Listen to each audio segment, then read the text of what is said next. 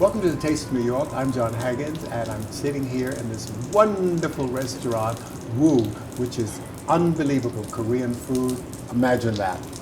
And I'm sitting with Julie Choi, and she is absolutely wonderful. Julie Choi, I am so excited to be introduced to Korean cuisine. You know, I watched the chef prepare some of the most beautiful dishes. The bouquet was extraordinary, and we're here at Woo Restaurant. Oh, welcome. And let's talk about what we have in front of us. Well, this is probably the most famous part of Korean cuisine. It's the Korean barbecue. So all of our tables have the grill, and you get to cook the meat at your table. Wow. It's very interactive, and it's, again, we try to stress the importance of healthy. So it's also very, it's a fun experience. And you know, a lot of New Yorkers are really not that familiar with sit down, relax, the whole experience of having Korean food, and you can come here and have that, and I think it's different from a fast food restaurant. Definitely something different. It's the interactive part of it. You get to see, smell, touch, feel. So I think it's very unique to our cuisine. And I think the fact that you're doing it yourself, so you can get it at the preparation that you want, whether you want medium, or if you want rare or whatever. And I think it's very personalized. So tell me, what do we have on this plate? So on this plate we have the pork belly and then the kalbi, which is probably the most famous and well-known piece of meat. It's a boneless beef short rib, and it's perfectly marbled. It's tender, it's juicy, it's the perfect cut of meat. So do you prepare that here in terms of the way it's cut? We do, and then we have a lot of restaurants do overnight or a few day marinades. Ours is a fresh marinade, so we like to have the ingredients speak for themselves. So what we do is our signature sauce is soy, garlic, sesame, and a few other secret ingredients. The ingredients that you use are very natural, flavorful, and also very healthy. I'm going to start the grill with the beef short rib. Okay. And the cooking temperature, it depends on the cut of meat. This one takes about 2 minutes on each side. Right. And then I'll get the pork belly on this side. So when the customer comes in, they have this whole experience, and you show them how to do this. We do. We start them out, but then most people know how to. You know, it's really quick. I mean, my God, it's like a minute. It's ready. It is. This one takes a little bit longer because it is on the thicker side, Right. and you want to render the fat out a little bit on both of these. Right. Then you get that perfect char, and you still get that smoky flavor. What I see are 3 different colors in the meat. What does that mean? Well, in Korean, this cut is called samgyeopsal, meaning 3 different fleshes. So it will be the meat, the fat, and the skin. And then it just turns white and beautiful. And you have the markings of the grill, which is fantastic. John Haggins, The Globetrotter, is like no other travel book in the world. When I think of travel, I think of friends from around the world. I've traveled to Malaysia, Thailand, India, everywhere. You're going to absolutely love the book. And the recipes, you will whet your appetite with these incredible aromatic recipes. Remember, my world is your world. So get up, get out, and travel. I am so excited to be here at Woo Restaurant with Ele, and he is the great chef of this wonderful restaurant. And it's my introduction to Korean food, and I think all of New York should know about it. So he's going to prepare some dishes. So what are we going to do? Okay, first of all, we're going to do the scallion pancake, which in Korean we call pajan. It's kind of frittata. The flour, as I say, is already made. Here you go, and then it's 3 different flours. The Japanese tempura flour, Right. the all-purpose flour, and then the potato starch. Mix them together, then seasoning with Korean spices. This is already done. Wow. So once this is done, we need a little bit of red bell pepper, Right. a little bit of the green peppers, Right. and then here is what I'm talking about. This is already pre-mixed calamari and then my baby God. shrimps.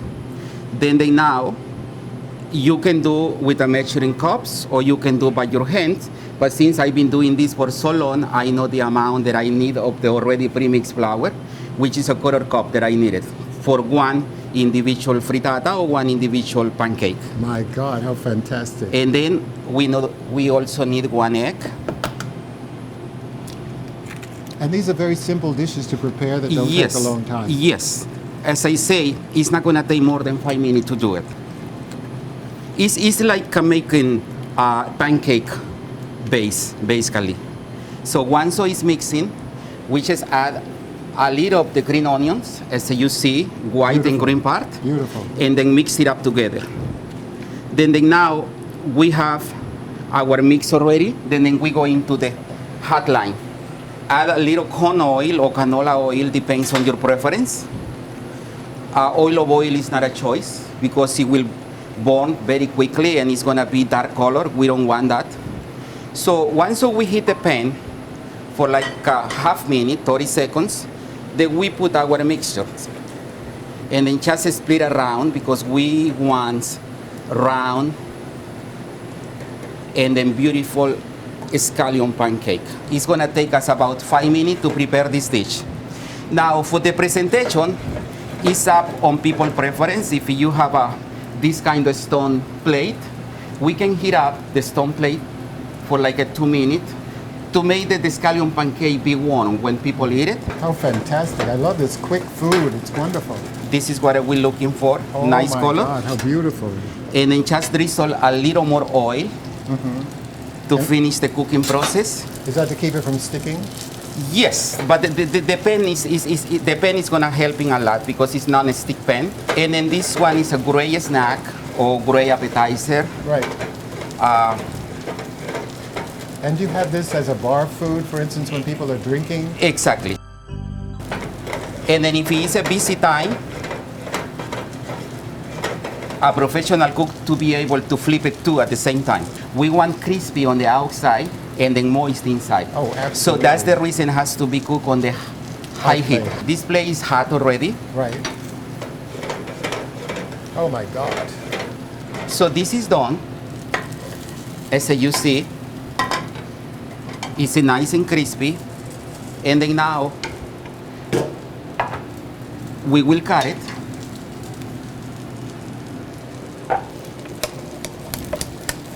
Oh, you use a scissor rather than a We knife. use scissors because if we're using a knife, the knife is not gonna cut the green onions. Oh, interesting. Yes, And you have to watch your fingers for sure. yes. But once you have a practice, it's okay. So this is the payan, the That is scallion pancake. beautiful. And then this one is going to eat with a special sauce that we made it in the house. Is component of 3 vegetables, carrot, onions, a Spanish onion and then green onions, and then mixed with the soy sauce and another seasoning. Our next dish is called japchae, which is a glass noodles, assorted glass noodles making on the wok with assorted vegetables. It's more healthier. Why? It using less oil, and then using this component, which is not a regular flour noodles. This is a potato noodle, and then is more healthier, of course, than regular flour noodles. This is the Asian oyster mushrooms. This is already washed, and then the red bell peppers is already sliced also, and then here we have a 3 component vegetables. One is cabbage, just the regular cabbage, a carrot, and then the green onions.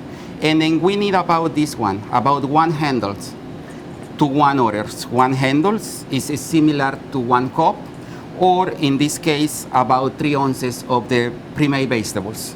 I have a question. Yes. Are you saying that Korean food is more healthier than Chinese food or no? Yeah, I have a respect for all the cuisine, but in this case, I can say proudly yes. Then once we have the vegetable ready, the noodle is already blanched, so we go into the wok section. Drizzle a little oil, then add a little ground garlic, then put the vegetables,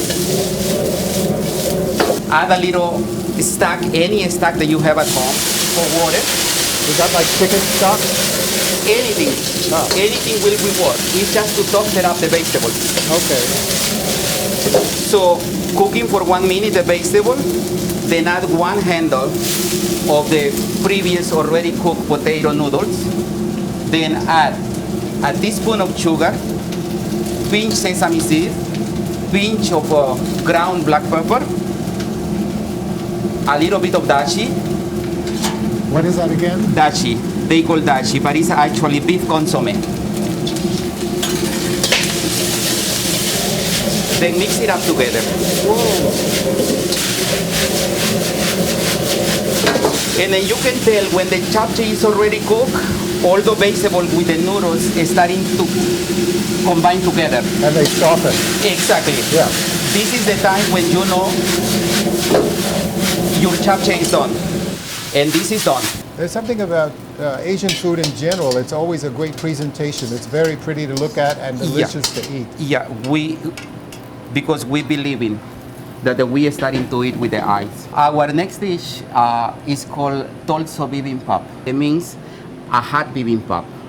Most Americans, they already know the bibimbap dish, but the bibimbap dish is more like a rice salad. This one, what is different about this one, so it's made on the hot stone ball. After 5 minutes on the stove, it will make a rice crust. And then that's something that people love it. Oh, yes. The crispiness, and then the taste is totally different. We drizzle a little sesame oil in the pan. The oil will helping to making the rice crust more quickly. So once we drizzle the sesame oil on the stone balls, Right. we're gonna add the rice. Maybe everybody knows how to make in Korean rice. If you don't know, the machine will do for you. Is that like sticky rice? It's sticky rice, exactly. Yeah. The same sushi rice. And then you just put 2 cups of rice, 2 cups of water, and then you click the button and let it cook for 26 minutes and your rice will be done. We have a zucchini. This zucchini is just julienne of zucchini and then saute on the pan with the salt and pepper. Very simple. We have a bean sprout, which is already blanched and seasoning with the salt, pepper, and then sesame seeds. We have a daikon radish. This one has the same ingredient, except that this have chili flakes, as you say, it's a red color. So it's a little spicy? A little, but not too much. Ah. So in general, is Korean food spicy or not so? In general, Korean cooking is spicy, but one thing that I realized 30 years ago when I started this journey, that the chili of Korea is much less spicy than Thailand or than the jalapeno and habanero, for instance. Yeah. So much less spicy than that.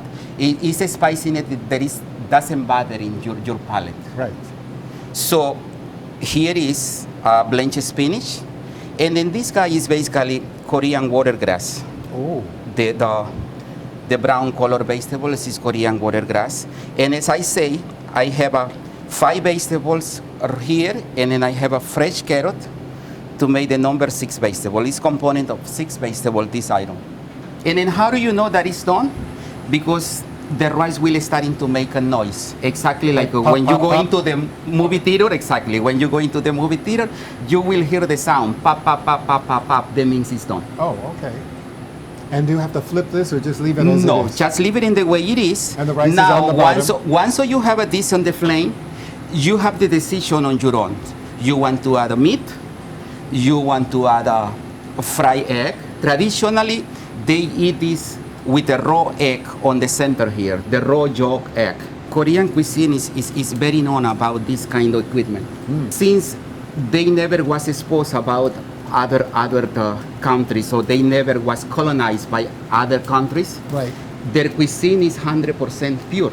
We have a wood base, but you can use a ceramic plate as a base to put this pot, but it has to be really thick. Otherwise, It burns the table. It will break. Yeah. It will break because this heat is really similar to the wok, 500 degrees. This is 500. Yes, Oh. once doing a lot of pop-ups is about 500 degrees. Wow. It's a simple cooking, And healthy. and healthy, which is the most important. Absolutely. We're not using a lot of fat, Right. and then we're not using a grease food at all. Do you use pork at all? Yeah, but it has to be very lean. Yeah, very lean. We have a couple pork dishes, but it has to be very lean. Yeah, right. Okay. But primarily, what would be the meats that you would use? Chicken? We use chicken, yes. beef? We using beef, Right. all the different cuts, ribeye. Right. What about lamb? Boneless chorizo, we do lamb also Right. in barbecue section, you will see lamb there. Right, okay. So we have a whole variety, but the key point is it has to be very, our ribeye is lean 100%, no Right. fat at all. But primarily it's more vegetarian rather than Exactly. the meats. Beside the barbecue, the traditional Korean food is more vegetarian, less meat, and then more vegetables. Healthier. Also using laro tofu. Yeah. Laro tofu, which is a vegetable, using laro bean sprout, which is a healthy because it has a lot of protein, Right. and it's a vegetable. What is actually tofu? Tofu is a soybean cheese, simple as that. Oh, okay. Unfortunately, I didn't prep, but I can make it for you next time. It's easy to do it. Really? Yes. Oh, wow. Once you have the milk from the soybeans, Yeah. it will take 3 minutes to make in tofu. I never knew what it was. I always thought it was just fake food. No, it's not. That's beautiful. I love all the colors and the way you prepared all the food. Very simple, and yet Yes. it's flavorful, and the aroma, the bouquet, which is fantastic. Exactly. It's like a symphony Yes. of the flavor and colors. I love that. That's fabulous. A Yes. symphony of all the flavors and colors. That's yes. fabulous. This is what it is about It's the an Korean orchestra. cuisine. It is an orchestra. So this guy now papas more, and this is done. So Okay. as I say, we need a wooden base, or we need a very thick porcelain base to put it, because this Right. is really hot. You can see the smoke now. Yes. And this is one of the main ingredients on the Korean cooking. Now, do you put this is a red, very tiny red chili, and then they dry out for a long time on the sun. Right. Then later they grind it, and then they convert it into the paste. Once the paste is done, we can prep in this in the way we want. Mm-hmm. This one, we have to add sugar, but I decide for not to using sugar, I using a natural honey just to killing a little bit of the spiciness. Right. And then other ingredients such as any Asian red wine, we can put it in this. Right. And then it has a little bit of 7-Up, of course, as I say, to killing a little bit of the spiciness. 7-Up? 7-Up, The soda? yes. Oh, how odd. And then this is the sauce that we're combining with this dish. Depends on people preference. Some people like very spicy, some people not. So that's why we have to asking them before mixing always, how do you like your torso bibimbap? Right. Very spicy or just medium? Most of the people say medium spicy. See? It's still cooking. This is the sound that we want. Because the stone ball is very hot, and this is the torso bibimbap. I hope you guys enjoy, Wonderful. and then you like it, okay? Thank you so much. Thank you, my pleasure. Chasing Wild Ass. Oh, it's not what you're thinking. It's a narrative of my travel around the world. I have interspersed photos and aromatic recipes, which allows you to dream, discover, and rediscover these great destinations around the world. The title of the book came about while we were chasing jackasses in Kutch Wild Ass Sanctuary in Gujarat, India. And I thought that was a great title for the book. This is food for the soul. Not only does it allow you to dream, it's adventure, it's history, it's culinary, it's culture, with a sense of humor to spice it up. Chasing Wild Ass is a celebration of life. You have to live each day as if it's your last. Remember, my world is your world. So get up, get out, and travel. You know, I understand your family's been in the restaurant business for a long, long, long time. It happened. My grandmother actually started the restaurant in the 1946. So we're the third, and then my mother took over, and then it's me. So I'm the third generation, I guess, female owner. So I And think that's in New York? It's in New York, Los Angeles.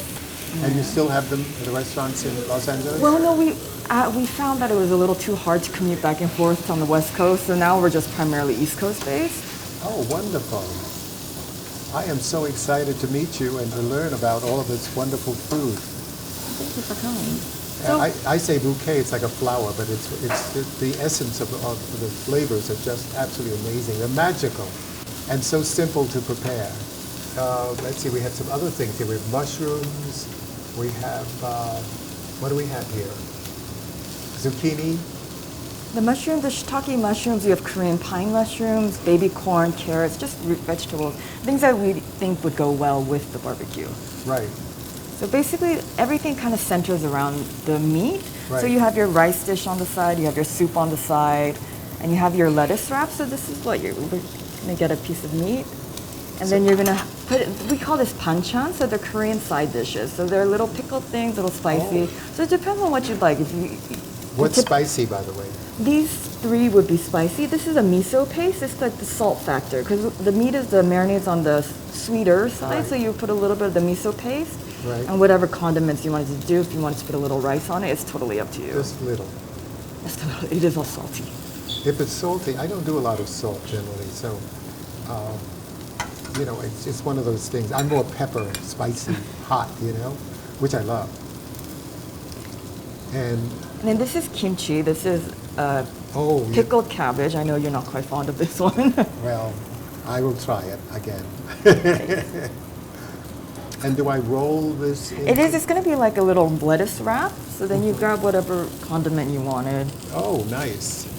and then This is really an experience. I think for any family or friends who come here, just to have this experience. Oh, I think I have too much. Oops. Oh well. And then all I have to do is just wrap it in the lettuce. And you do this with your hands, you which is do. wonderful. You got to get in there. Yeah. Got to get it all in there. Oop. Oh my God, so great. And so simple. Very interesting, the condiments. So how long have you been in the business? I know your grandmother's been in the business. Well, I grew up in the restaurant, so I think at 4 years old they started letting me scoop rice for the customers. And I lived in the restaurant. I grew up there. I remember the waitresses would take me into the freezer and feed me ice cream. And I started cashiering when I was about 8 years old. Oh my God. And then, so I worked in the I've not worked in the restaurant, but I grew up there. I would spend all my free time there. But I didn't start really working until maybe I finished college. But we had the restaurant in Soho when I was working there when I was about 16. So I was helping out the pastry chef, and then I decided, oh my God, I really want to be a chef. So then I went to culinary school after that, and then hotel management school, and then I came back, and then I've been running it since. So do they have restaurant schools for Korean food? No, they don't. I went to a French culinary school because we like to get like the basic flavors of Korean cuisine, but prepare them in a more modern preparation. This is absolutely delicious. I can't believe it. And the condiments are just amazing. And the kimchi, you know, I'm not objecting to it today. It's totally different from what I had before. Ours is a little bit more on the toned down side. My mom, the way that she created our cuisine was the way that she likes to eat Korean food. So she grew up with eating very Western foods. So she would have pastries for breakfast as opposed to traditional Korean soups. Right. So all of the food that we have here is kind of designed to be less pungent, I would say, and like less, it's not offensive, but... Well, that was the thing that I found before when I had the kimchi, that it was offensive or pungent. I understand you have tradition, well, I think it's sort of a house drink, which is the lychee martini or cocktail. We do. It's on the sweeter side, so it is our most popular cocktail. It's vodka with a little bit of lychee, pineapple, and cassis berry. So all of our cocktails have kind of an Asian theme, so we try to use Asian ingredients with, you know, tequila, vodka, and try to mix it up seasonally. Oh, fantastic. I can't wait to taste one. My God, it looks like a cosmopolitan. Cheers.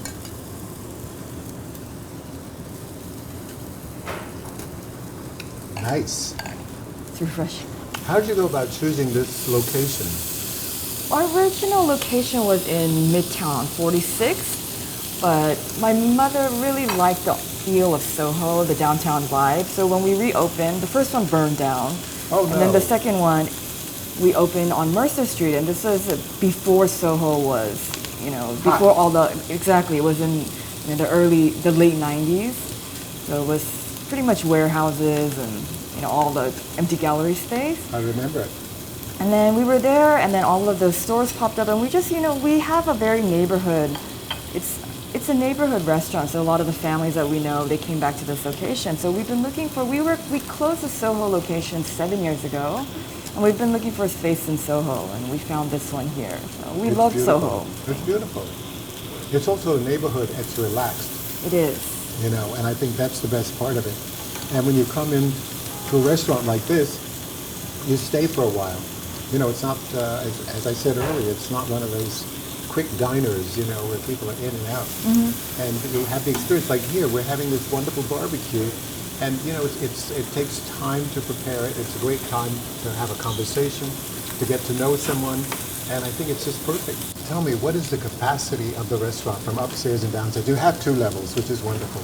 We can fit about 120 people seated, but a little bit more. Which is great. It's a big space. Yeah.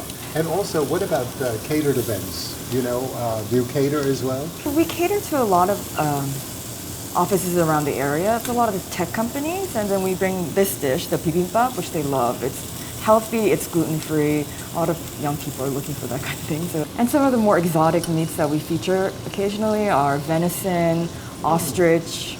We have brisket now. And we like to see what people like.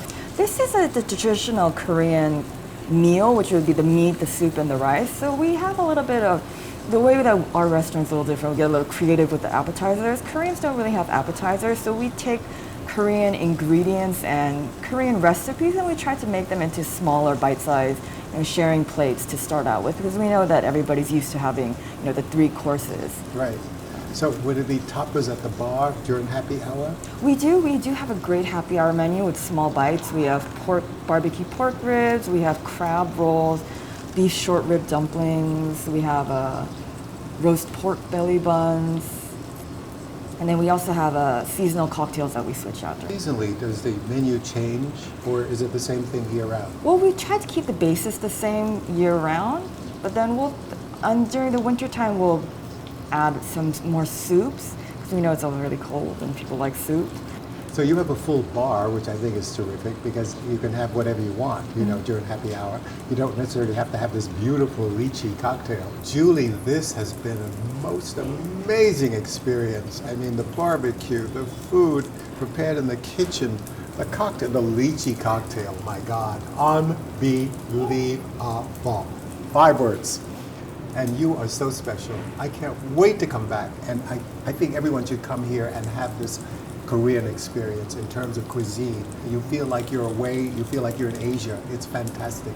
I love it. Until next week, I'm John Haggins, the Globetrotter, and this is A Taste of New York. So long for now.